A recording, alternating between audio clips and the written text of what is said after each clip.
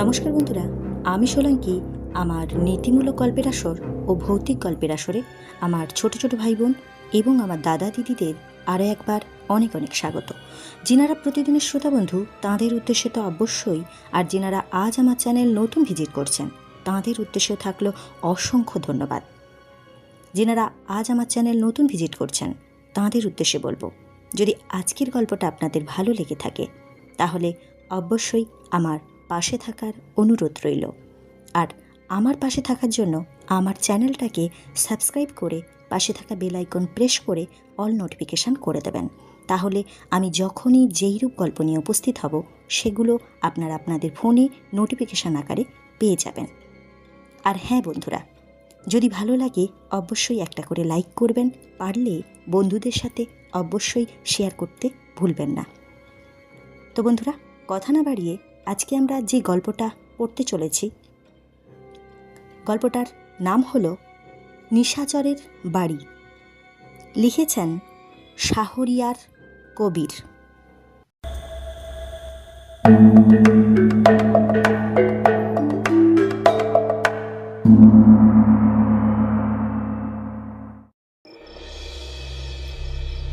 ভয় পেতে যে মজা লাগে, রাঙা দাদুর গল্প না শুনলে শামুরা কোনোদিনই বুঝতেই পারত না। নিশির গল্প শোনার পরদিন সকালে ওরা জানতে পারল মাঝরাতে ছোটন নিশির ডাক শুনেছে। রাতের আসরে এ কথা রাঙা দাদুর কানে যেতেই তিনি দোয়া পড়ে ওর বুকে ফু দিলেন। বললেন, খবরদার, রাতে কেউ 4 বার ডাক না ডাকলে দরজা খুলবি না। শামু বলল, তুমি যে বলো আমাদের পীরের বংশ, ওরা কেউ আমাদের কোনো ক্ষতি করতে পারবে না। রাঙা দাদু কাষ্ঠ হাসলেন। পীর ছিলেন আমাদের দাদা পরদাদারা, ওদের দোয়া আছে বলেই এই আমি এখনো এত কিছুর পাল্লায় পড়েও বেঁচে আছি। তোরাও যেমন যখের বাড়িতে দিব্যি আছিস, মুরব্বির দোয়া না থাকলে এমন হয় না। তবে দিন যত যাবে দোয়ার জোর তত কমবে। তোরা তো আর সেসব আমল করিস না, বুঝি না তোদের বাপ চাচারা কি শিক্ষা দিয়েছে তোদের। ছোটনকে নিশি ডেকেছিল বলে সারাদিন ভারী ডাঁট নিয়ে ঘুরে বেরিয়েছে।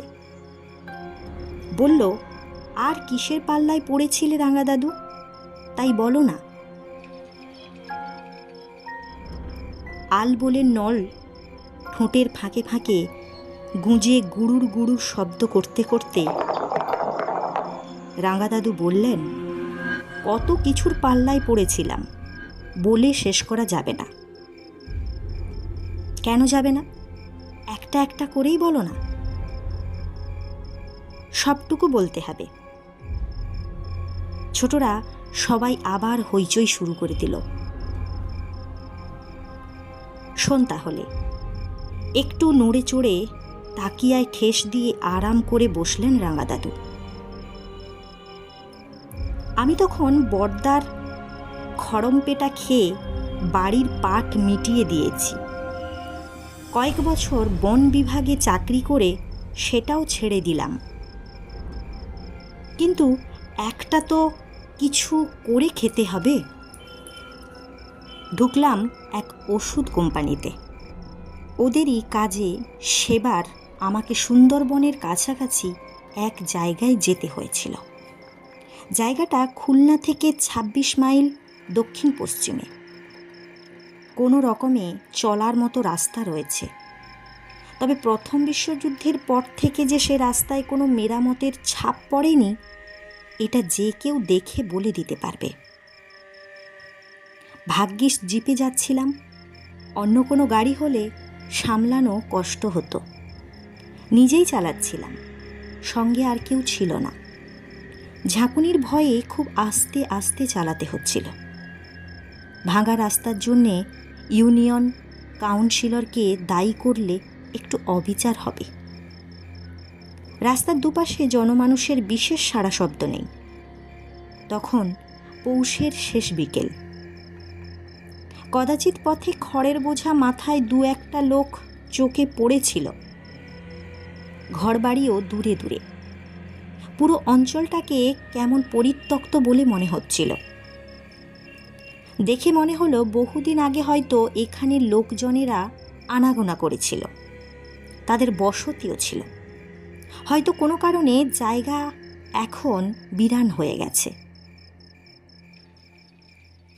যাচ্ছিলাম এক হাটে, সেখানে একজন ডাক্তারকে কিছু ওষুধের প্যাকেট দিয়ে আসতে হবে।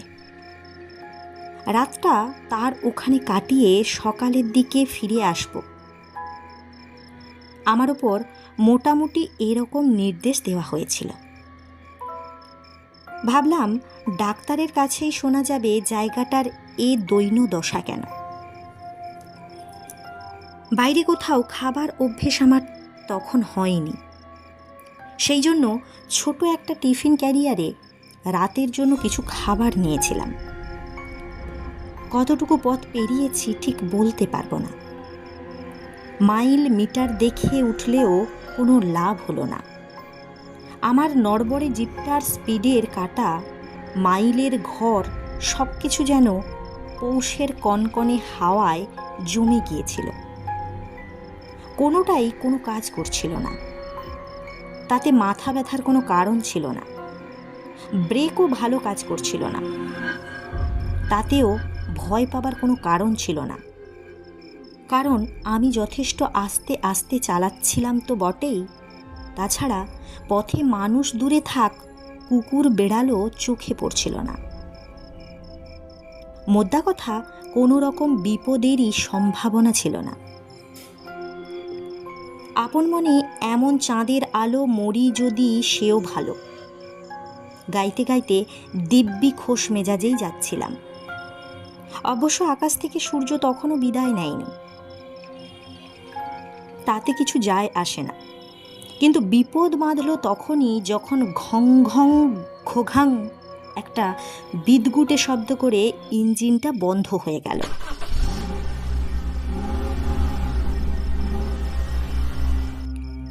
বারবার স্টার্ট নিতে গিয়েও কোনো ফল হলো না।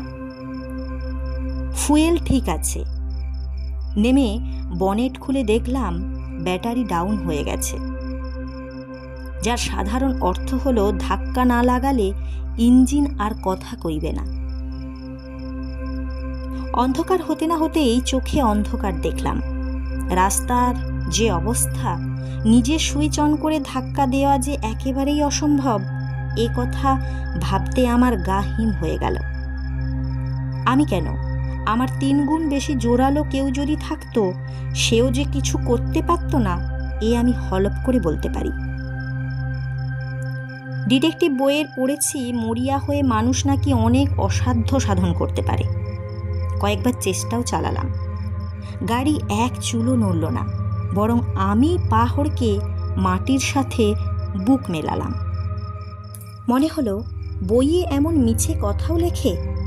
সেই লেখকগুলোকে পেলে তখন আমার গাড়ি ঠেলতে লাগিয়ে দিয়ে বাহাদুরি দেখতাম। অবশ্য সবাইকে একসঙ্গে নয়, এক এক করে। আগেই বলেছি জায়গাটা গা ঘেঁষে রয়েছে সুন্দরবন। রাতের বেলায় একটা রয়্যাল বেঙ্গলের সাথে যে মোলাকাত হবে না, এ কথা জোর গলায় কেউ বলতে পারবে না। যারা সুন্দরবনের কাছাকাছি থাকে তারা জানে পৌষের এক প্রহর রাতেই বাঘেরা বন থেকে বেরিয়ে ভদ্রলোকের মতো ঘোরাঘুরি করে, আর সুযোগ মতো একজনকে পেলেই দিব্যি ঘাড় মোটকে বনের ভেতর সটকে পড়ে।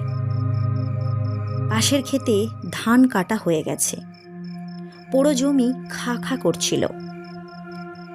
সে মুহূর্তে আমার মনে হলো শূন্য জমিটায় যেন প্রচুর সর্ষে ফুল ফুটে আছে, কেমন যেন সবুজ এবং হলুদ। ভয়ে আমি দিশেহারা হয়ে উঠলাম। আন্দাজের ওপর হিসেব করলাম আমাকে আরো মাইল 6 পথ পার হতে হবে, যদি হাটে যাবার কোনো ইচ্ছে থাকে। অবশ্য বাঘের পেটে যাবার ইচ্ছে হলে 1 গজ হাঁটার কষ্ট স্বীকার করারও কোনো মানে হয় না। গন্ধে গন্ধে তারা ঠিকই খুঁজে বের করে নেবে। মানুষ চিনতে ভুল হয় শুনেছি, কিন্তু বাঘের ভুল হয়েছে এরকম কথা আমি কখনো শুনিনি। বাঘের পেটে যাবার বিন্দুমাত্র ইচ্ছে আমার ছিল না। তবু হেঁটে যেতে পথেই ভুল করে যে বাঘের পেটে যাব না, এই নিরাপত্তা মানুষ তো দূরে থাক, খোদ বাঘও দিতে পারত না। এ নিয়ে বেশিক্ষণ মাথা ঘামানোর নিরাপদ নয়। পৌষের সন্ধ্যার নরম সূর্যটা ডুবতে ডুবতে আমার অবস্থার কথা ভেবে হয়তো আফসোস করছিল। তবে রসিকতা করার জন্য অন্যান্য দিনের চেয়ে সেদিন যে বেশি তাড়াতাড়ি ডুবছিল, এতে কোনো সন্দেহ রইল না। আসন্ন রাতের সম্ভাব্য কিছু ঘটনার কথা মনে হতেই আমি একেবারে মরিয়া হয়ে উঠলাম। বাঘ ছাড়া চোর ডাকাতের কথাও মনে হলো। সুন্দরবন অঞ্চলটায় চোর ডাকাতের খ্যাতি যথেষ্ট, কেউ কম ভয়াবহ নয়। রাতের আগেই আমাকে একটা আস্তানা খুঁজে বের করতেই হবে। চারপাশে তাকালাম, চিৎকার করলাম, চমৎকার প্রতিধ্বনিত হলো, কিন্তু তাতে কোনো লাভ হলো না। কোথাও কোনো সাড়া শব্দ নেই। অবাক হলাম, সন্ধ্যের সময়, অথচ একটা পাখির ডাকও শুনতে পেলাম না। চারপাশে তাকিয়ে আবার চিৎকার করলাম, কেউ আছো এখানে? প্রতিধ্বনি হলো, এখানে, এখানে, এখানে। সঙ্গে সঙ্গে আমি ভীষণ রকম চমকে উঠলাম। ঠিক সেই মুহূর্তে সূর্যটা হারিয়ে গেল। পাগলের মতো এখানে ওখানে ছোটাছুটি করতে লাগলাম। কোথাও যদি মানুষের কোনো সাড়া শব্দ পাওয়া যায়। পশ্চিমে বেশ দূরে একটা টিলার মতো দেখতে পেলাম। হঠাৎ দেখি সেখানে একজন মানুষ বসে আছে। চমকানোর কারণ, এখানে যে টিলা আর মানুষটিকে আগে লক্ষ্য করিনি, এটাই। মানুষটি কে? আগে কোথায় ছিল? এসব কথা না ভেবেই ছুটলাম টিলার দিকে। মানুষের সঙ্গ লাভই ছিল তখন আমার কাছে সবচেয়ে বেশি জরুরি। সূর্য নেই। টিলার কাছে পৌঁছতে পৌঁছতে আলোর শেষ রেসটুকুও আকাশ থেকে মুছে গেল। একটা ফিকে কুয়াশা ভেজা অন্ধকার নামতে লাগলো চারপাশে। আমি হাঁপাচ্ছিলাম। জোরে জোরে নিঃশ্বাস ফেলতে ফেলতে মানুষটির কাছে এসে দাঁড়ালাম। অবাক হয়ে দেখি একজন মহিলা, ভদ্রমহিলাই বলা উচিত, মাথায় কাপড় দেওয়া। তখন তিনি আমার দিকে তাকায়নি, হয়তো লক্ষ্য করেননি। পশ্চিম আকাশে তাকিয়েছিলেন পাথরের মূর্তির মতো। দম নিয়ে বললাম, আপনার বাড়িতে রাত কাটানোর একটু আশ্রয় পাবো কি? আমি হাঁটে না।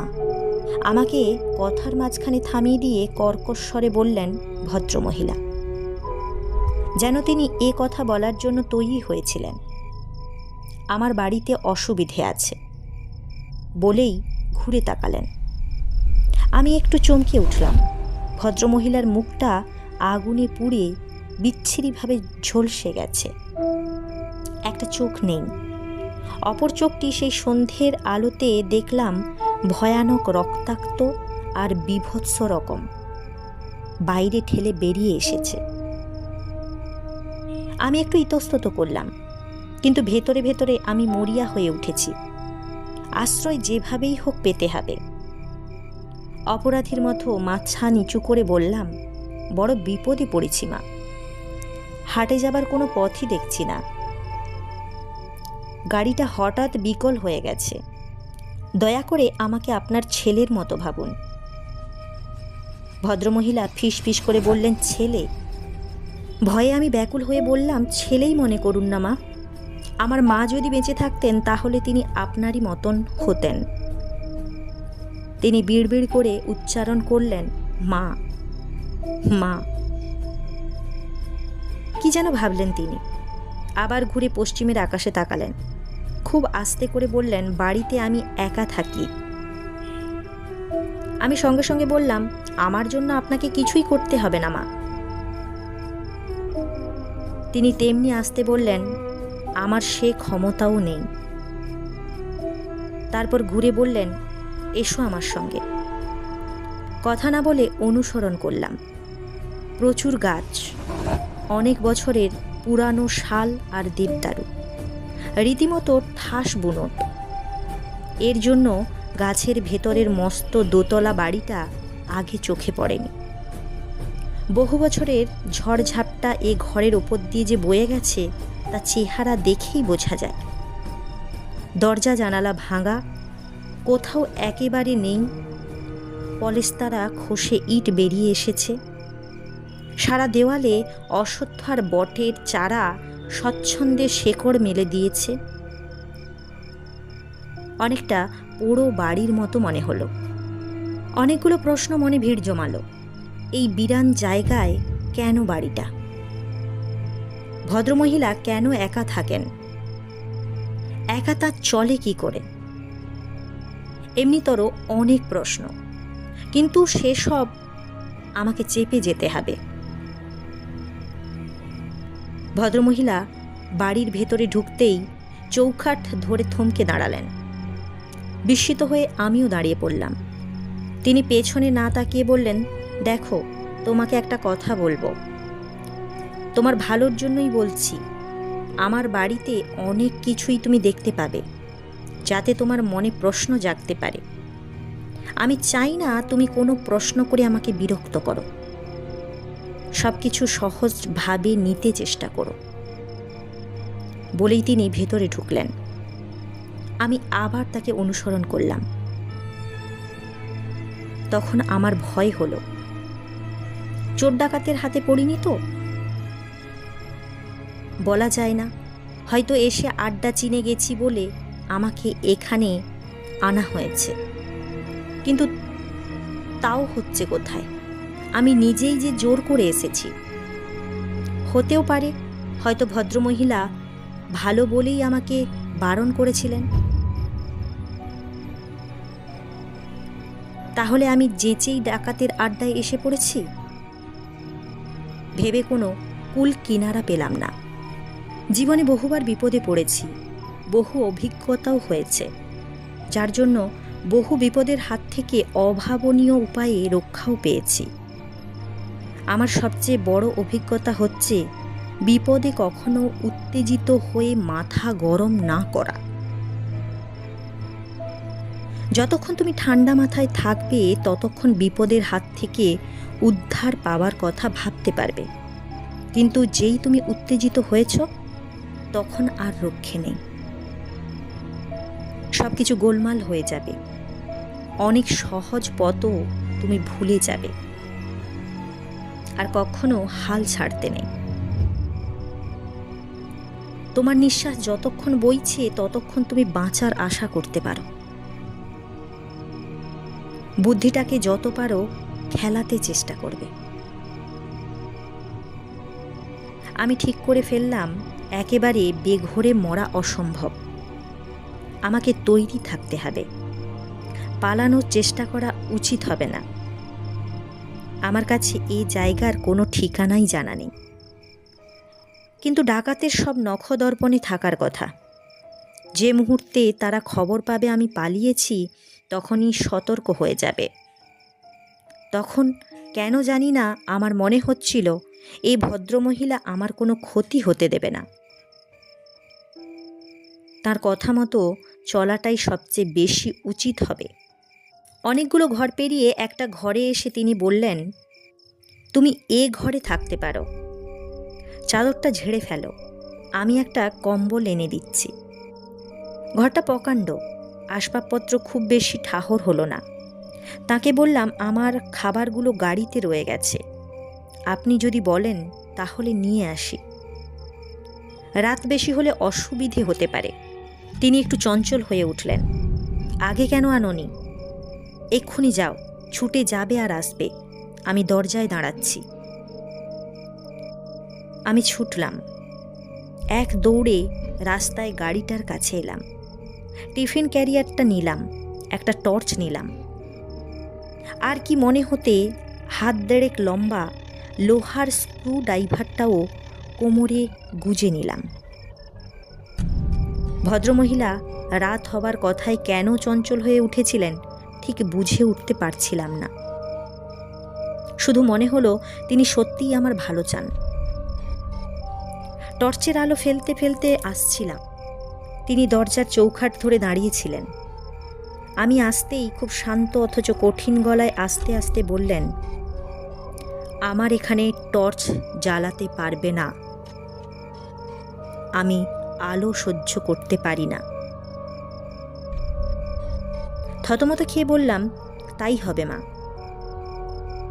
তিনি এবার নরম স্বরে বললেন, ঘরের দরজা ভালোভাবে বন্ধ করবে, খাবার খেয়েই শুয়ে পড়বে। মাথা নেড়ে ঘরে ঢুকলাম। তিনি চলে গেলেন। টপ করে একবার টর্চটা জ্বালালাম। উঁচু পুরনো আমলের খাট, চাদরটা টান করে বিছানো, একটা কম্বল ভাঁজ করা। লক্ষ্য করলাম চাদর ও কম্বল দুটোরই এক কোণের কাছে বেশিরভাগ জায়গাটা পুড়ে গেছে। ঘরের একদিকে সেকেলে নকশা আঁকা বিরাট ড্রেসিং টেবিল, আর একদিকে একটা সিন্দুক। প্রায় পুরো একটা দেওয়াল জুড়েই সিন্দুকটা রয়েছে। ঘরের দেওয়ালের বেশিরভাগ পলেস্তারা খসে পড়েছে। আগুনের ধোঁয়ায় কালচে দাগ এখানে সেখানে। সিন্দুকের উপর টিফিন ক্যারিয়ারটা রাখলাম। এক এক করে 3টে বাটি খুললাম। পরোটা, ভাজি, ডিম আর পুডিং। বসতেই পানির কথা মনে হলো। এক এক করে 3টে বাটি খুললাম। পরোটা, ভাজি, ডিম এবং পুডিং। বসতেই পানির কথা মনে হলো। টর্চ জেলে ঘরের চারপাশে পানির কোনো রকম ব্যবস্থা দেখতে পেলাম না। অবশ্য এখানে পানি না থাকাটা খুবই স্বাভাবিক, বরং থাকলে সেটা অস্বাভাবিক হতো। কিন্তু পানি না হলে যে একেবারেই চলবে না। বাড়ির ধারে কাছে টিউব অয়েল কিংবা কুয়ো নিশ্চয়ই আছে। এই ভেবে টর্চ আর টিফিন ক্যারিয়ারের একটা বাটি হাতে বেরিয়ে পড়লাম। টর্চ বেশি জ্বালাতে সাহস হচ্ছিল না। কখন সেই ভদ্রমহিলা দেখে বিরক্ত হন। ঘর থেকে বেরিয়ে কিছু দূর যাবার পর হঠাৎই সেই ভদ্রমহিলা পেছন থেকে ডাকলেন, দাঁড়াও, কোথায় যাচ্ছ? টর্চ নিভিয়ে বললাম, পানির জন্য যাচ্ছি। কোথায় পানি? কর্কশ গলায় আমাকে প্রশ্ন করলেন তিনি। আমতা আমতা করে বললাম, এইদিকে কোনো টিউবওয়েল কি? কে বললে এদিকে পানি পাওয়া যায়? ভদ্রমহিলা গলার স্বর আরও কর্কশ হয়ে উঠল। ঘরে যাও, রাতে ঘর থেকে কোথাও বেরোবে না। অপরাধীর মতো ঘরের উদ্দেশ্যে পা বাড়ালাম। ভদ্রমহিলা চলে গেলেন। ঘরে ঢুকতে হঠাৎ খট করে একটা শব্দ হলো। টর্চের আলো ফেললাম। কেউ কোথাও নেই। মনে হলো ভুল শুনেছি। বুকটা একটু কেঁপে উঠল। ভুল কেন শুনব? আমার মাথা কি ঠান্ডা রাখতে পারছি না? কিন্তু মাথা গরম করলে একটা অঘটন ঘটবে, এরকম একটা ধারণা আমার এ বাড়িতে পা দেওয়ার পরই জন্মেছিল। সমস্ত চিন্তা ঝেড়ে ফেলে দিলাম। সামান্য কিছু খেয়ে শুয়ে পড়া দরকার। এই ভেবে সিন্দুকটার কাছে এলাম। টর্চের আলো ফেলতেই চমকে উঠলাম। এ কি, টিফিন ক্যারিয়ারের খাবারগুলো কোথায়? একটু আগে যেখানে 2টো পরোটা, 2টো ডিমের মামলেট, ফুলকপি আর আলু ভাজি ছিল, কিছুই নেই। শুধু পুডিংটুকু অক্ষত অবস্থায় রয়েছে। কে এলো ঘরে? ভদ্রমহিলা ছাড়া এই বাড়িতে তো আর কেউ আছে বলে মনে হয় না। তবে কি তিনি? তার সঙ্গে তো দেখাই হলো। এত কম সময়ে তার পক্ষে খাবারগুলো সরানো সম্ভব নয়। তাছাড়া তিনি এরকম রসিকতা কেন করবেন? আবার মনে হলো হয়তো বাড়িতে লোকজন নেই, খাবার কিছু নেই। বাইরের লোকের কাছে চাওয়াটা লজ্জার কাজ মনে করে তার চেয়েও বেশি লজ্জার কাজ আমার অগোচরে তাকে করতে হয়েছে। পুডিংটুকু খেয়ে এ নিয়ে হয়তো আর মাথা ঘামাতাম না, কিন্তু পুডিং খেয়ে সিন্দুকটার উপর থেকে যখন উঠেছি তখনও একটা অদ্ভুত ঘটনা ঘটল, যার কথা মনে হলে আজও বুকটা কেঁপে ওঠে। টর্চটা খাবার সময় জেলেই রেখেছিলাম। বসেছিলাম সিন্দুকের ওপর। খাবার শেষ হলে মনে হলো সিন্দুকের ভেতর থেকে কে যেন উপরের দিকে চাপ দিচ্ছে। নামতেই সিন্দুকের ডালাটা সামান্য ফাঁক হলো। সঙ্গে সঙ্গে শরীরের সমস্ত রক্ত আমার মাথায় উঠে এলো। টর্চের আলোতে আমি স্পষ্ট দেখতে পেলাম আমার টিফিন ক্যারিয়ারের পরোটা, যার কিছুটা অংশ তখন সিন্দুকের ভেতরে আর বাকিটা বাইরে। ধীরে ধীরে সিন্দুকের ভেতরে অদৃশ্য হয়ে গেল। সঙ্গে সঙ্গে ভারী ডালাটা পড়ে গেল। পাগলের মতো সিন্দুকের ডালাটা প্রাণপণে উঠাতে চেষ্টা করলাম। হাত লাগানোর পর মুহূর্তেই মনে হলো এ অসাধ্য সাধন আমার কেন 10 জনের পক্ষেও সম্ভব নয়। ব্যাপারটা সম্পূর্ণ অস্বাভাবিক আর ভৌতিক বলে মনে হলো। এ বাড়িটা মানুষের ধরাছোঁয়ার বাইরে, অন্য কোনো অশুভ শক্তির প্রভাব রয়েছে। সমস্ত কিছু অশরীরীর কোনো শক্তির দ্বারা নিয়ন্ত্রিত হচ্ছে। মানুষের কোনো ক্ষমতা এখানে কাজে লাগবে না। আমার ভেতর থেকে যেন বলে উঠল, পালাও, আর এক মুহূর্ত এখানে থাকা উচিত হবে না। টর্চ জ্বালাবো না, মহিলাটি টের পেয়ে যেতে পারে। আস্তে আস্তে পা টিপে দরজার কাছে এলাম।